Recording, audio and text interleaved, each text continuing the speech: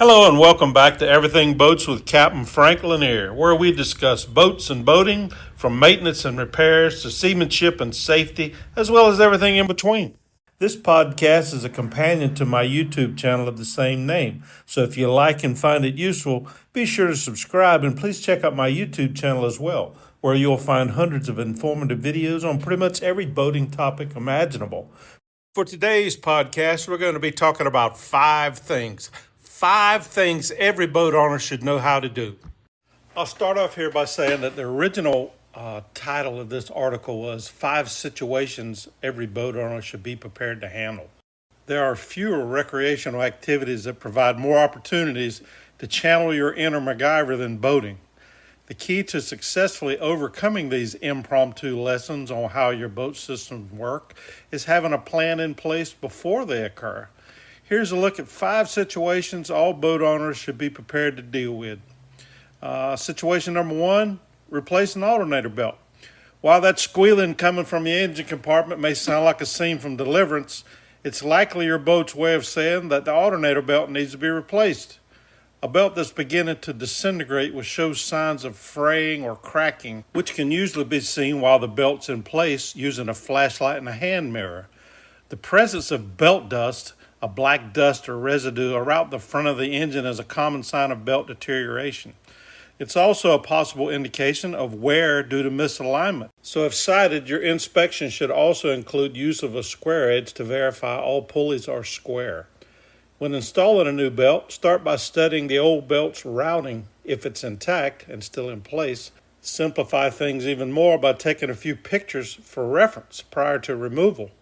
If the old belt has self-destructed, verify routing of the new belt by consulting the engine manual. Removal of an existing belt or replacing a broken one will typically involve loosening some component, such as the alternator, then retensioning and tightening it after the new belt is in place. Once installed, use your thumb to apply moderate pressure halfway between the pulleys. The new belt should deflect around 3/8 of an inch, depending on the length between the pulleys. Be sure to follow your engine manual for specific guidelines. Situation 2, electronics failure. What's the plan if your depth signer blanks out while entering a questionable harbor, or the chart plotter bites the dust while heading out for a day of fishing? The first step in troubleshooting a piece of electronics gear or system is something you've hopefully done before the problem manifests itself. Read the owner's manual. A basic understanding of how a system functions and it is installed, a block diagram for example, before you start troubleshooting is extremely helpful in recognizing and locating common problems. Most manuals will also have a basic troubleshooting section, which can help point you in the right direction. When a piece of electronics gear fails to turn on, start by checking the power connection at the unit for looseness or corrosion. If your DC power panel has a voltmeter installed, take a quick look to verify that it shows the correct voltage and that all required breakers are turned on. For electronics that work intermittently or lose certain functions, check the remaining plugs or wire connections, as these could also suffer from corrosion or may have loosened over time due to vibration. As odd as it may sound, sometimes problems can be corrected by simply disconnecting cable plugs and plugging them back in. The same is true for inline cable connections, which can be loosened due to excessive movement or vibration if not secured or properly mounted. Trace the cable run as well, while looking for breaks or other damage. If a piece of electronics powers up but shows nothing on the display, start simple and check the display brightness and contrast settings. These settings sometimes get adjusted on purpose to preserve night vision, for example, or by accident to the point where the display is no longer visible under different lighting conditions. Other control features can also generate what I like to refer to as operator-induced anomalies. If your radar fails to pick up targets, for example, verify you're on the correct range setting and that the gain and sensitivity features are adjusted correctly. When it comes to no power issues, if you've verified all connections are tight, but the problem still exists, it's time to get all technical and break out that multimeter. Every boat should have one on board, particularly as basic units can be purchased for less than $10. Geez, I see them for like $5 at the Harbor Freight all the time. Stay away from light pin type voltage testers, however, as they can tell you if there's a voltage, but not how much. A critical troubleshooting flaw, as many electronics fail to operate if the voltage drops below a certain level. To check the power to a piece of gear, turn the unit off and disconnect the power plug or access the terminal strip where the power is connected. Then verify that the battery switches and breakers are in the on position. Set your multimeter to the appropriate DC voltage test setting. That's typically going to be 12 volts DC, but you'll need to verify this as there are some systems that are 24 volts DC. Many of the higher quality digital meters will auto scale to the correct voltage, eliminating this step.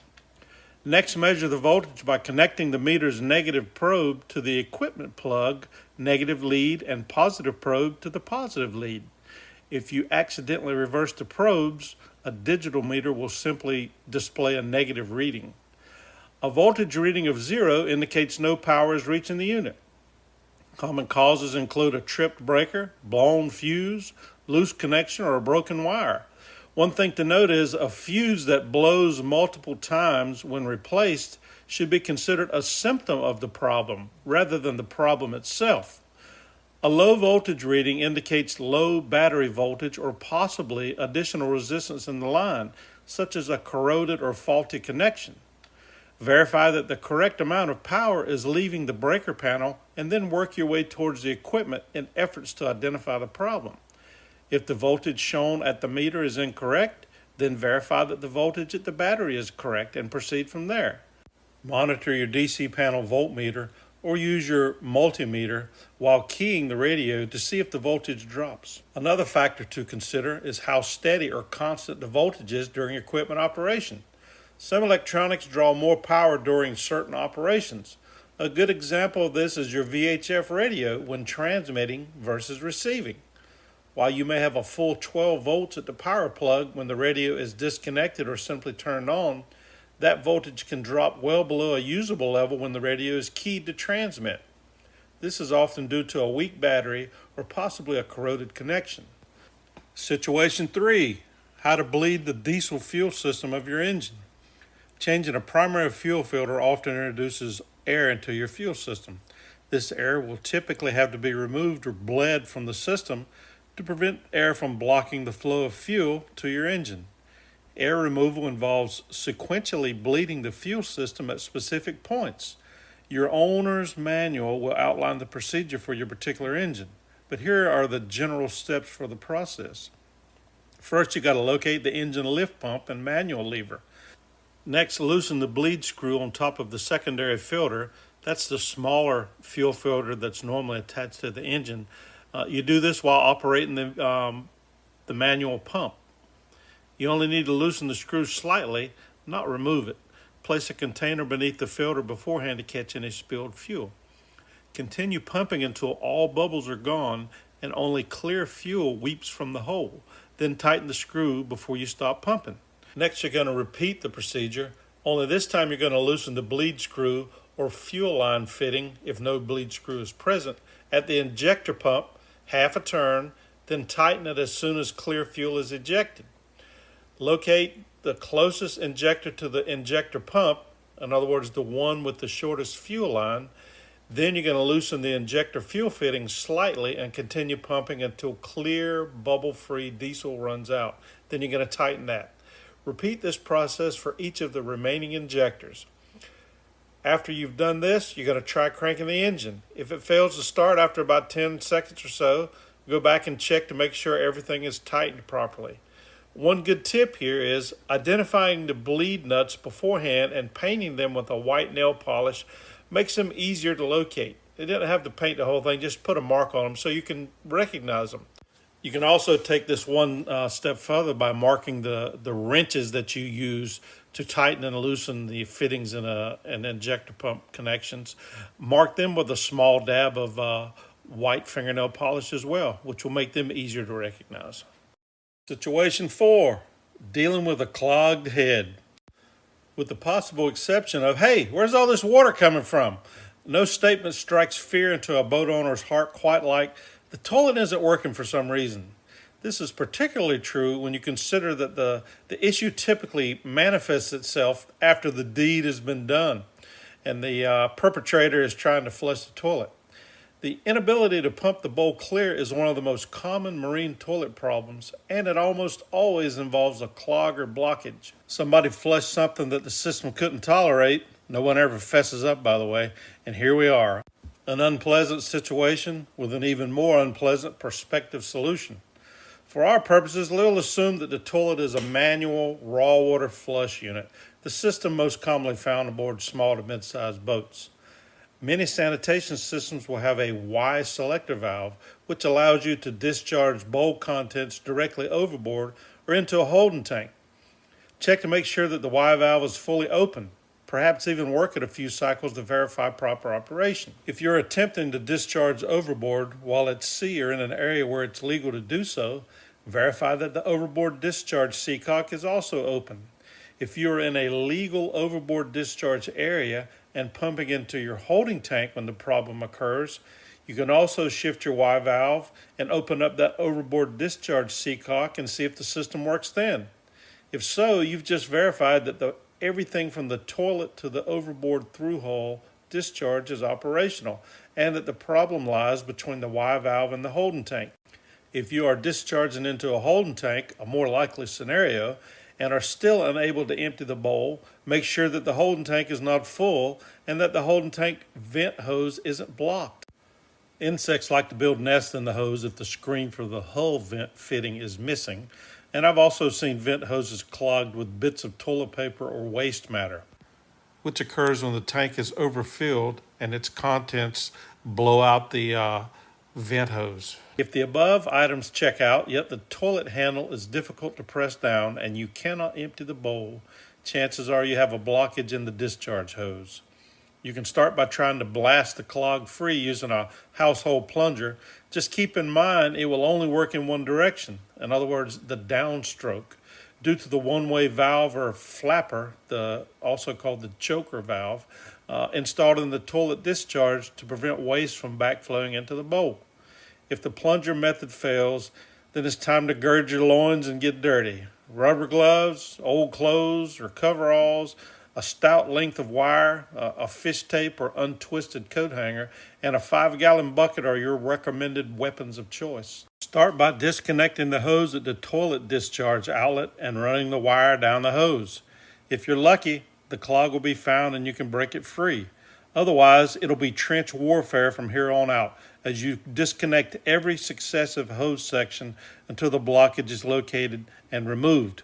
The picture you're looking at now of the Y valve with one of the 3 hoses removed. I had to do this during a battle that I had with a particularly gruesome head blockage. I'll give you another tip as well. If you have older hoses installed, consider replacing each section as you remove it with new hose. This is a preventative measure against permeation and odor issues. Situation 5, changing an engine raw water pump impeller. The best way to avoid the collateral repercussions of impeller failure, overheating, or the need to disassemble the engine cooling system to retrieve impeller bits and pieces is routine inspection and impeller replacement before failure. Many boaters simply replace the impeller during their annual inspection, regardless of appearance. It's cheap insurance and you can keep those that are in good condition as an emergency spare. While you'll want to follow the instructions provided in your engine owner's manual, here are a few basic steps for replacing an impeller. First, close the engine raw water seacock. Place a shallow pan or spread a towel beneath the pump to catch any wayward parts. Remove the screws that hold the pump cover in place. Carefully remove the cover plate to expose the impeller. If the cover is stuck, gently pry it free, but be careful not to bend or damage it. Then once you get it removed, you're going to inspect the cover for distortion, scoring, or other issues, and make a note to replace it as soon as possible if you find any of these issues. Next up, you're going to remove the O-ring or the paper gasket, depending on the pump make and model. O-rings are gaskets that are still in good shape.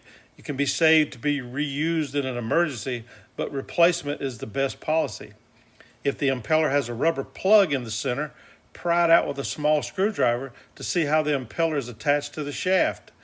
Most just slide on, although some may use a through bolt or set screw, which will have to be released prior to impeller removal.